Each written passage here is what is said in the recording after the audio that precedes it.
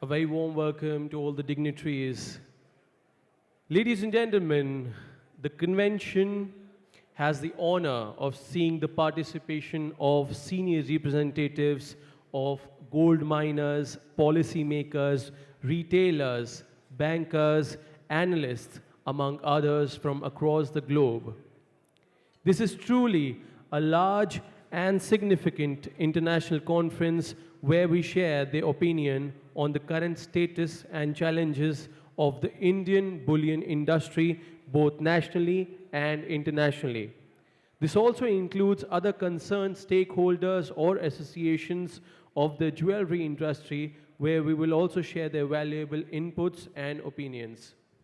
We're looking forward at the primary objective of providing an apt platform for these key stakeholders of the Indian and international gold and jewelry industry to deliberate on various challenges being faced by the sector, articulate the possible solutions to them, and set an agenda for the development of the industry before the Government of India. We are happy to state that World Gold Council is the lead partner for this summit.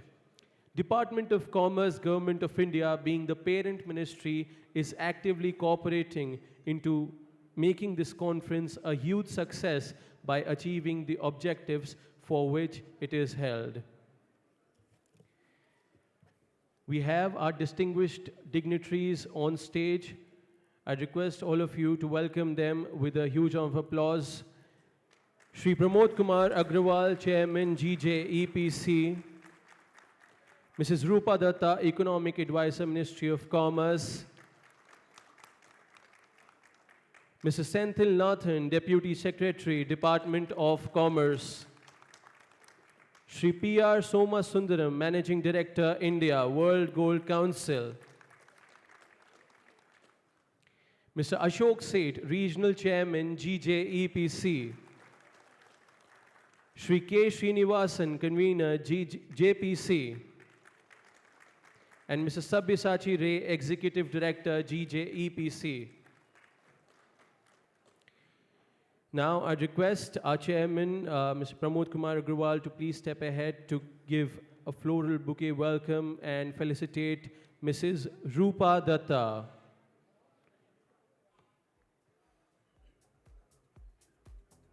Request Mrs. Rupa Dutta to please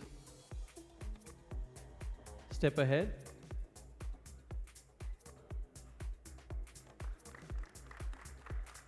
A big round of applause, please.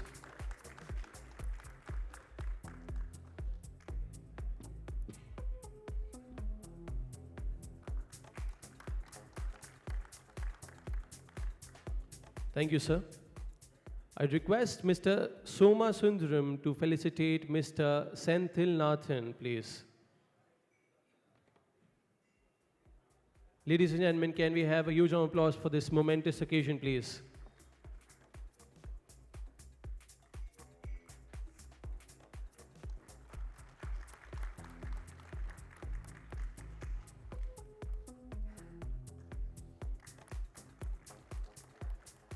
Thank you, sirs. Now I request Shri Pramod Agrawal, Chairman GJEPC, to kindly welcome the audience. Ladies and gentlemen, with a huge round of applause, Shri Pramod Agrawal.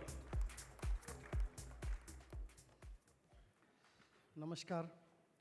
सबसे पहले मैं आप सबसे क्षमा चाहता हूं इस देरी के लिए. जैसा कि आप जानते हैं कि ये जो सेशन था ये बहुत ही इम्पोर्टेंट सेशन था. इसमें 80 कंट्रीज़ के डेलीगेशंस आए थे और विच इज़ प्लान जो डायमंड के बारे में जो किम्बरली प्रोसेस ब्लड डायमंड उसके बारे में पॉलिसी डिस्कशन और रूल्स एंड रेगुलेशन बनते हैं, तो उसके लिए थोड़ा देरी है, उसके लिए हम क्षमा चाहते हैं आपसे. Shrimati Rupa Datta ji, economic adviser, ministry of commerce and industry. Shri Senthil Nathan ji, deputy secretary, ministry of commerce and industry. Som Sundaram ji, CEO World Gold Council. K. Srinivasan ji, Gold Panel Convener. Ashok G. Seth, Regional Chairman, Northern Region. Sabyasachi Ji Ray, our Executive Director. Our COA members from GJEPC. president and secretaries of various associations, colleagues from the industry, friends, and media friends, and ladies and gentlemen.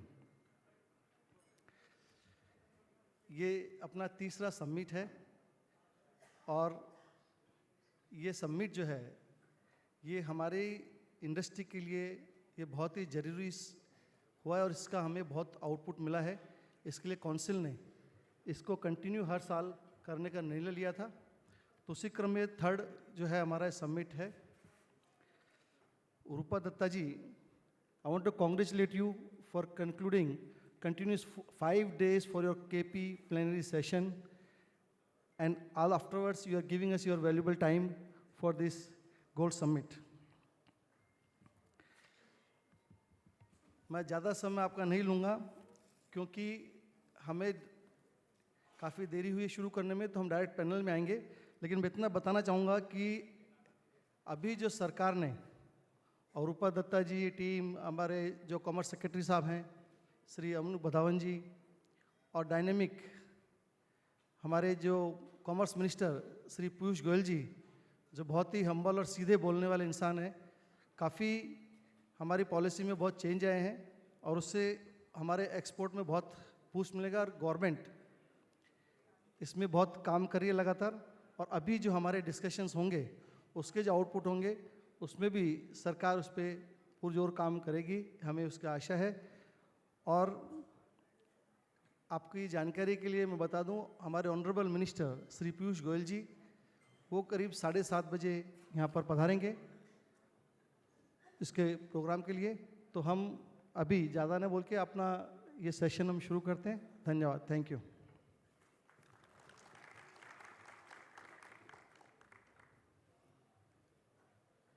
Thank you, Shri Pramod Agrawal. I would request Mrs. Rupa Dutta, Economic Advisor, Ministry of Commerce and Industry, to address the distinguished audience, please. Ladies and gentlemen, Mrs. Rupa Dutta.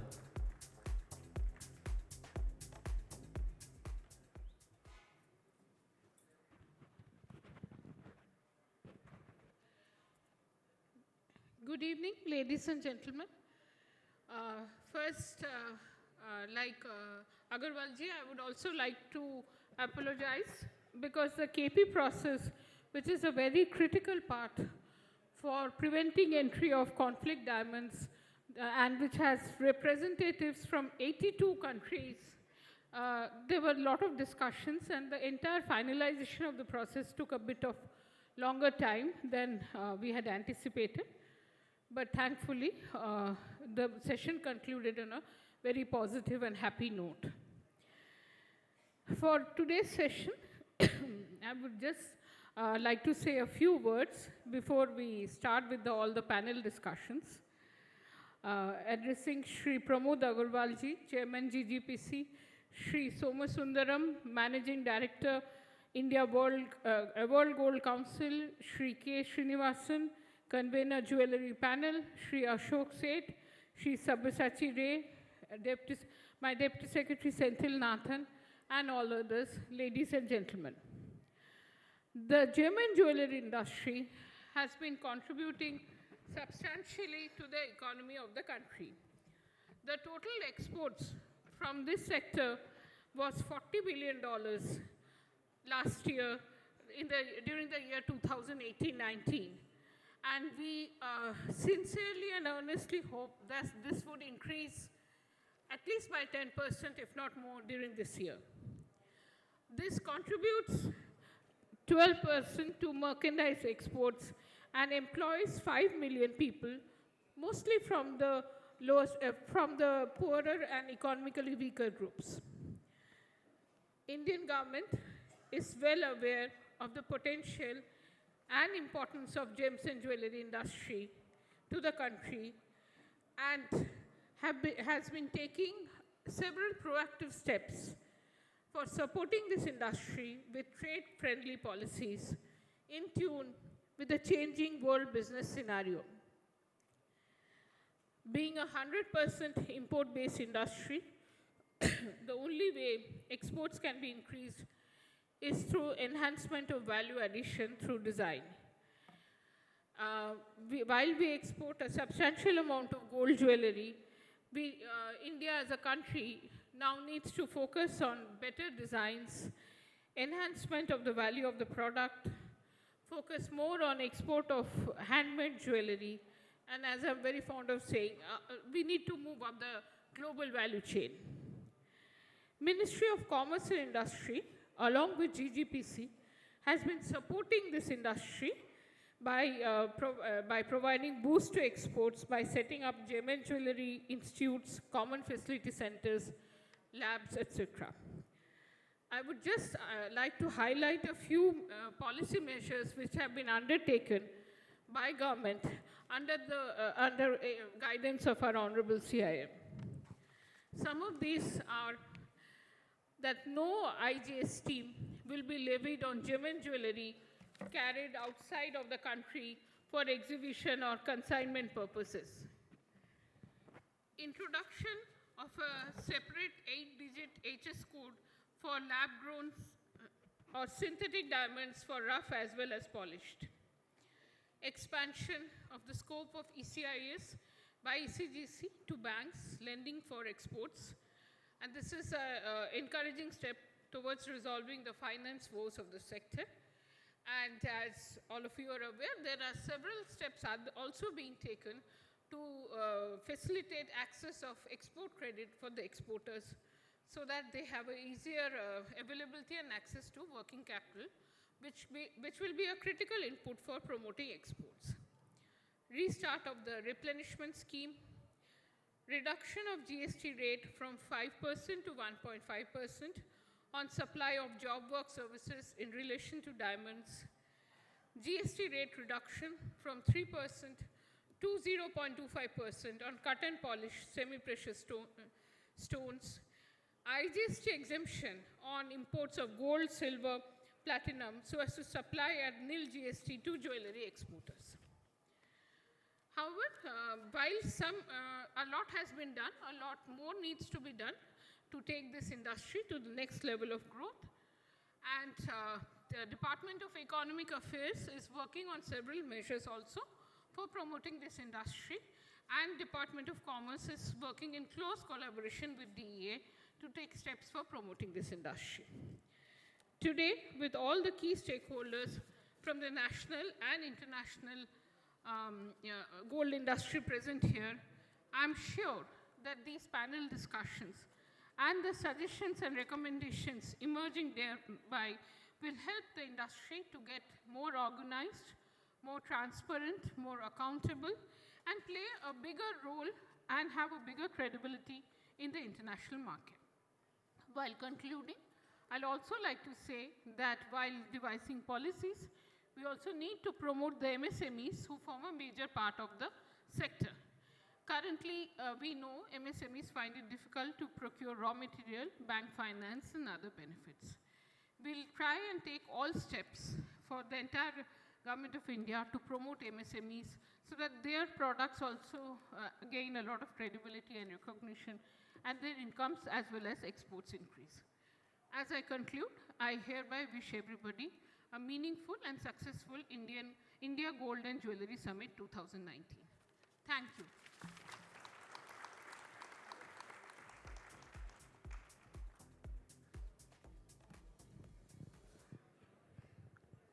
Thank you, Mrs. Rupa Dutta. Also, I want to thank all the dignitaries on stage. Thank you very much.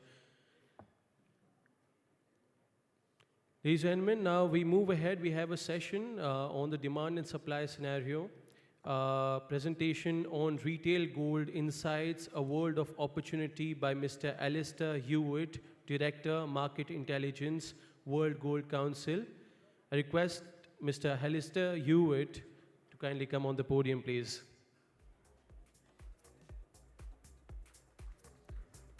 Can we have a huge round of applause, please, everybody? Come on. Thank you to all the dignitaries. Thank you very much.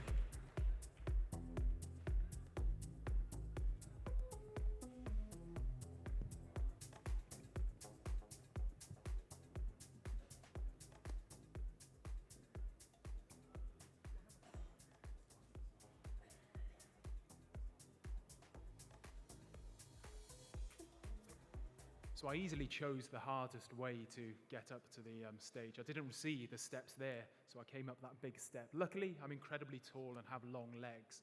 I'm waiting for a flicker so I could potentially flick through the slides as I give the presentation. And I'm hoping one's finding its way to me. Before it arrives, though, I can give you a very brief introduction as to who I am. So my name's Alistair Hewitt. I'm Head of Market Intelligence at the World Gold Council.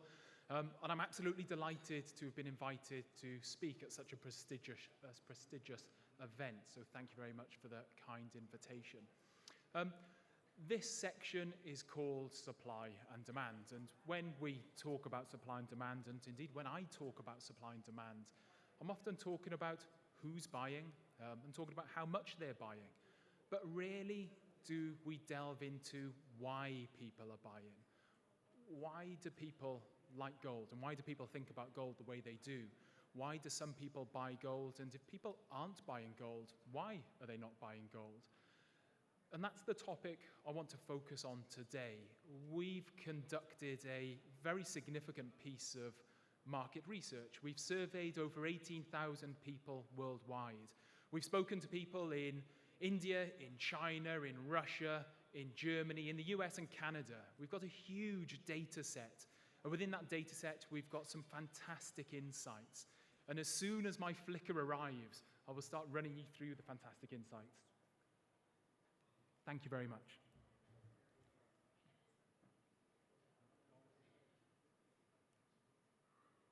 Wonderful. So, from the big sample we've done, when we've looked at the data in aggregate, 5 really important themes emerge.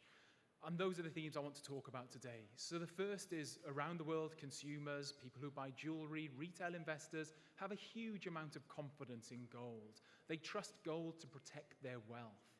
But whilst they trust gold to protect their wealth, there are areas of mistrust. Some consumers who have never bought gold in the past but would like to buy gold in the future are concerned about the purity of the gold they're buying. Some people have concerns around the trustworthiness of the retailers they're buying from. When we look at the data, you look at it generationally, and there's a great degree of comfort we can draw in that some of the attitudes are consistent across generations, and that's great. But when you delve into particular sectors, especially China and the jewelry sector, there's a great weakness amongst generational Z consumers, and that's an issue for the industry to worry about. One way in which you can engage with the younger generation is through technology. And there's a great opportunity for the industry to leverage technology to really engage with consumers. And whilst we recognize there are technologically innovative gold actors, there aren't enough. We need more if we're going to successfully engage with people through the medium of technology. And finally, from the consumer research, people want more information.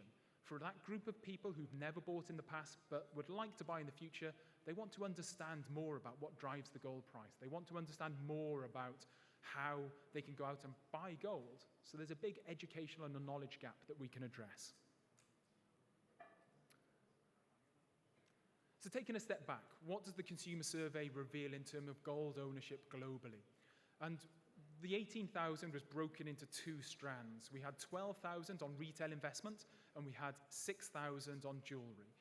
When you look purely at retail investment, gold is the 3rd most consistently popular investment product amongst retail investors. And when I talk about gold, I'm talking about bars, coins, ETFs, vaulted gold, and 24 and 22 carat jewelry in India and China. If we look purely at lifestyle and consumer fashion, gold jewelry, again, is the 3rd most popular item within that competitive set, and just second to jewelry in terms of the types of jewelry that people buy. So that's a hugely encouraging position for the gold industry. But the penetration isn't what I find really interesting. It's who hasn't bought gold in the past, but is interested in buying gold in the future. And for me, that's the huge opportunity for the industry. Fortunately, that opportunity is big. When we look at the data globally, there are 38% of people who've never bought gold as a retail investment product in the past, but are warm to the idea of buying gold in the future. Now, of course, that varies market to market. In India, a very mature gold market, that's only 29% because lots of people have already bought gold. In Russia, which is a very limited market and it's restricted by a high rate of VAT, there's a far greater opportunity. You see 55% of people who are interested in buying and have never bought in the past. So I look at this and I'm excited. I think it's a huge opportunity. And we're faced with a similar opportunity when we look purely at the jewellery market. Remarkably, it's the same number, 38%. And I had my analysts go back and check that there hadn't been a mistake with the data. But 38% of people have never bought gold jewellery in the past and would like to buy it in the future. And this is a huge opportunity for the entire industry to get excited about. So why do so many people own gold? And why are so many people interested in buying gold? And this comes back to the first of the themes I highlighted. People are hugely confident in gold and its ability to make them feel secure. As part of the research, we presented people with a whole range of attitudinal statements and gave them the opportunity to either strongly agree, disagree, or strongly disagree with the statement. And what I present here is the top 5 for both retail investment and also the jewellery category in terms of the statements people agreed with most. Now, if you have a look at this chart here, and you start from the bottom, it's interesting that both retail investors and jewellery consumers look at gold and trust it more than the currencies of countries. As your eyes work their way up the list, you'll see that people feel secure. People understand that gold can protect them against inflation and can protect them against currency vulnerability. And at the top of the jewellery category, people aren't just thinking about protecting themselves today. They're thinking about the next generation. They're thinking about their children. They're thinking about their grandchildren. And it's that degree of confidence in gold which is the bedrock of the entire industry, and it's the faith which people have in the asset. But there are issues around trust. That group of people who've never bought in the past but are interested in buying in the future, we could probe and ask them more detailed questions. And so we did. We asked them, why haven't you bought in the past? And for retail investors, 48% of people said or cited trust issues. People have concerns around fake and counterfeit gold. People have concerns around the purity of gold that they're buying. People have concerns about the trustworthiness of the retailers they're buying from. Now, these aren't people in the gold industry. These aren't people that know the industry. These are outsiders who we should be embracing and welcoming. And there's a trust issue that needs to be addressed. And when we look at jewellery, we're faced with a similar situation. 28% of people who've never bought gold jewellery before but are warm to the idea cite trust issues. And again, it's around the purity of the gold that they're buying, and it's around the trustworthiness of the retailers.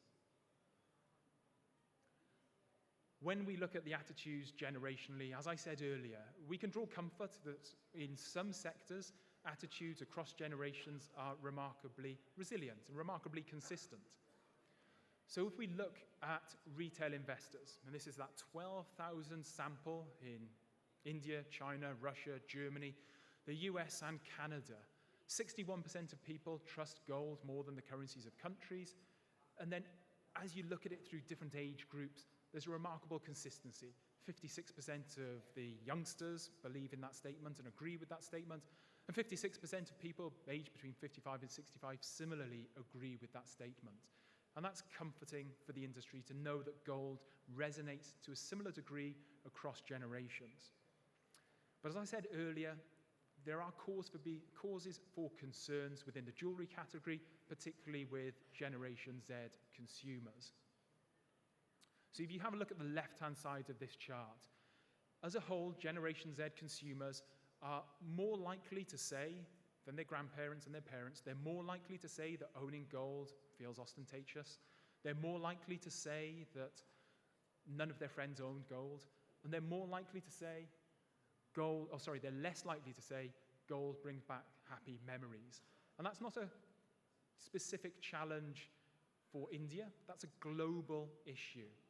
On the right-hand side of this chart, we've got some attitudinal statements, and we've analysed it by age group. And you can see that for both India and China, the older generation is more likely to agree with statements such as gold can bring you good luck, that gold is a reward for success. When you look at India, I don't get too concerned by the softening of the attitude to the younger generation. There isn't a huge disparity when you compare Indian consumers and Indian young consumers to the older generation. My real concern is when you look at China and you see the significant drop-off there. And that probably explains why China's jewelry industry is so innovative at the moment. They're having to be innovative, they're having to come out with new products to try to make sure they can engage with the younger audience. And that's one of the key takeaways from this research. The Chinese Gen Z have a significantly weaker attitude to gold than their forefathers. One way to engage with people is through technology. Youngsters live their lives through their smartphones and they're digitally engaged and have spent all their lives digitally engaged. So you can engage with youngsters through technology. And when you speak to retail investors and you ask retail investors, what's one of the most important product features you look for when you're making a purchase? It's simplicity. People want easy to access products. They don't want hassle. And technology adds simplicity. And when you have a look at technology across retail